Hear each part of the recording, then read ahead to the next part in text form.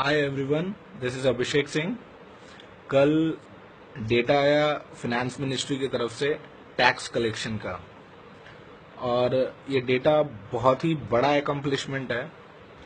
क्योंकि अगर आपको याद होगा कि आप 2013-14 में ये हमारा डिबेट और डिस्कशन अभी तक हाल फिलहाल तक भी सोशल मीडिया पे या कहीं पे भी आप जाओगे तो ये होता था कि इंडिया में बहुत कम लोग टैक्स देते हैं, और इंडिया के टैक्स से ही रोड बनते हैं, स्कूल बनते हैं, हॉस्पिटल बनते हैं, रेलवे बनती है, मेट्रोज बनते हैं, ब्रिजेस बनते हैं, तो डिफेंस को पैसा जाता है, पूरा बजट बनता है। तो इंडिया में जब इतने कम लोग टैक्स देंगे तो ये पैसा कैसे इंडियन गवर्नमेंट हम मिडिल क्लास पे ही बोझ क्यों आएगा, ये सवाल हमेशा होता था।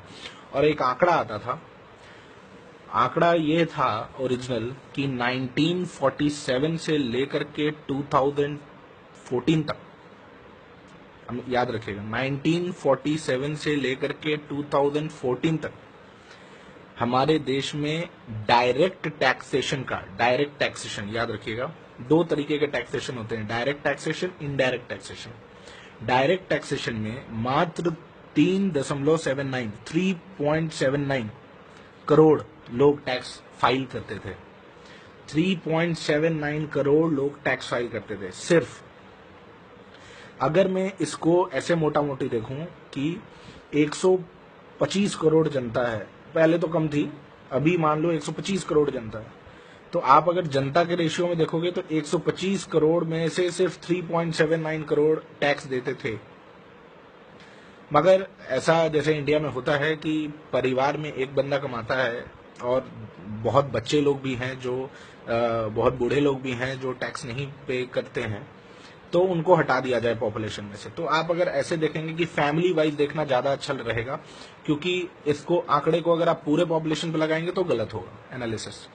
तो फैमिली वाइज देखेंगे तो मान लो आप 5 लोगों की फैमिली, तो 25 करोड़ में से 3.79 करोड़ लोग टैक्स भरते हैं। उस 25 करोड़ में भी बहुत ज्यादा परिवार एग्रीकल्चर से जुड़ी है जो टैक्स नहीं देती है, मगर फिर भी बहुत मात्रा में ऐसे लोग थे जो टैक्स नहीं देते थे। तो आंकड़ा यही था कि आजादी के बाद से अभी तक 3.79 करोड़ लोग ही टैक्स देते थे, डायरेक्ट टैक्स जो आपकी इनकम से कटता है, और वो डिपेंड करता है कि आपकी इनकम कितनी है, उतना आप टैक्स भरते हो। डीमोनेटाइजेशन के बाद और 2014 से 2018 मार्च 2018 तक आपको बताऊं कितने टैक्स पेयर हो गए? 6.84 crore. And this is such a big accomplishment which you can not understand right now.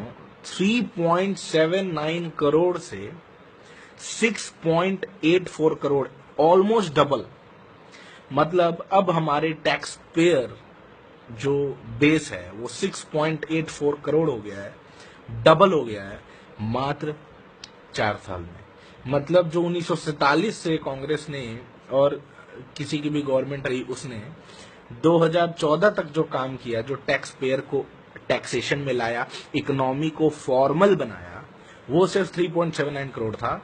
4 साल में ये उससे बढ़ के 6.84 करोड़ हो गया। और for the first time in history Indian government has collected 10 trillion rupees in the form of direct taxation। 10 trillion means 10 lakh crore रुपया टैक्सेशन से आया है, डायरेक्ट टैक्सेशन से, फॉर द फर्स्ट टाइम। अब बात करते हैं इनडायरेक्ट टैक्सेशन की। इनडायरेक्ट टैक्सेशन जीएसटी के बाद सब चेंज हो गया।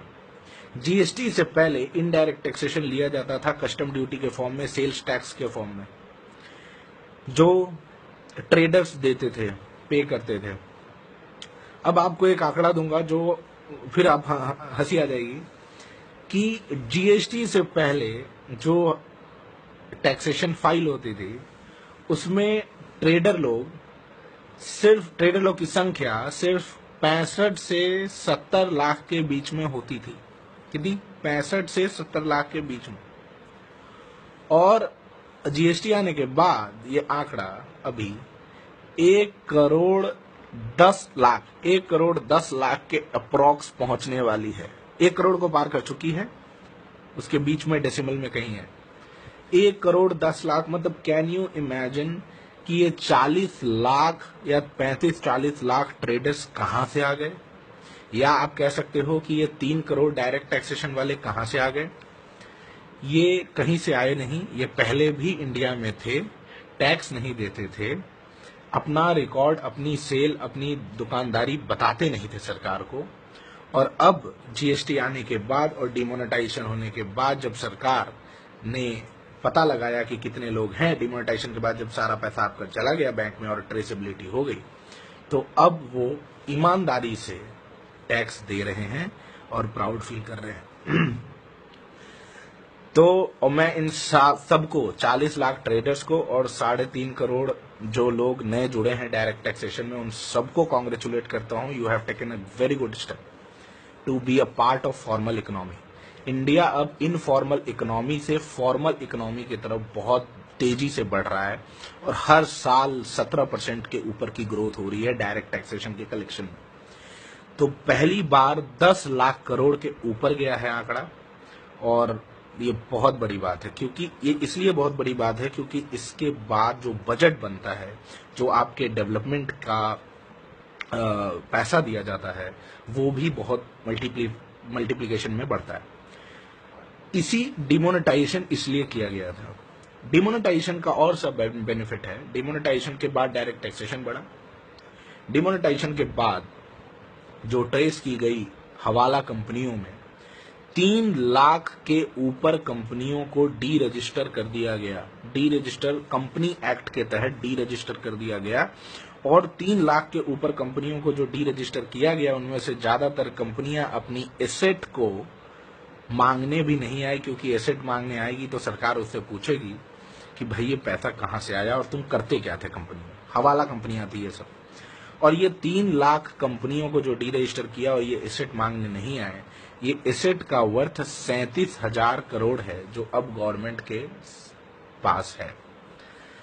तो डिमोनेटाइजेशन का ये भी बेनिफिट हुआ। डिमोनेटाइजेशन का तीसरा ये बेनिफिट है बहुत बड़ा, आप लोग को पता भी नहीं होगा शायद से। जो आपका 1,000 का नोट बनता था पहले, वो लगभग 4.5 रुपए में बनता था। इसका मतलब 1,000 के नोट की मैन्युफैक्चरिंग 4.5 रुपए में होती थी। उसी तरीके से 500 की नोट कुछ 3 रुपए 75 पैसे के करीब इसकी वैल्यू थी।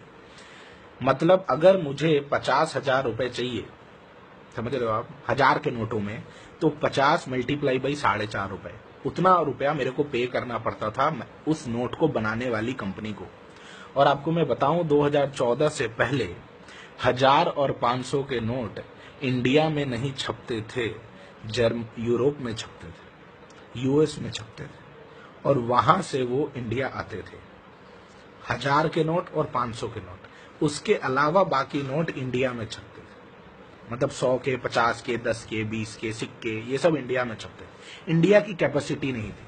जब नरेंद्र मोदी 2014 में आए, उन्होंने सबसे पहले कानून ये लगाया कि इंडिया बाहर से अब नहीं खरीदेगा नोट, नहीं बनवाएगा नोट। और चूंकि इन्होंने ये डिसीजन लिया कि बाहर से नहीं बनवाएगा, तो इनको 1000 और 500 के नोटों को बंद करना लाजमी था, क्योंकि अगर वो नहीं बंद करते तो वो बाहर से काउंटरफीट करेंसी आती। तो इन्होंने 1000 और 500 की पूरी डिजाइनिंग, पूरा डाई, पूरा कलर, पूरा साइज सब बदल दिया और नया नोट लाए, ऊपर से 2000 का नोट भी लाए। इसका मतलब अब इंडिया टोटली अपनी करेंसी खुद छापता है। तो ये डिमोनेटाइजेशन के कारण वो दोनों नोट स्क्रैप हुए और इंडिया अब अपना बनाता है, जिससे 1 लाख करोड़ से 2 लाख करोड़ तक का रकम बचा भारत सरकार का, जो वो बाहर की कंपनी को पे करती थी नोट छपवाने के लिए। तो जिन लोगों को झूठ फैलाना था आज से पहले, बहुत झूठ फैला दिया। अब जनता के सामने सब आंकड़ा आ रहा है। जनता को पता है कि सरकार ने उन छुपे हुए, मैं गलत वर्ड यूज नहीं करूंगा, मैं चोर नहीं बोलूंगा, बट मैं इतना बोलूंगा कि जो लोग टैक्स नहीं भरते थे चाहे किसी भी रीजन से, उनको टैक्स के अंदर आने के लिए प्रेरित किया, मोटिवेट किया, आप कह सकते हैं बाधित भी किया, कंपेल भी किया, मजबूर भी किया। तो ये सब बहुत अच्छी खबर है भारत के लिए। तो इस वीडियो को शेयर करें और इस इंफॉर्मेशन को सुने। और थैंक यू।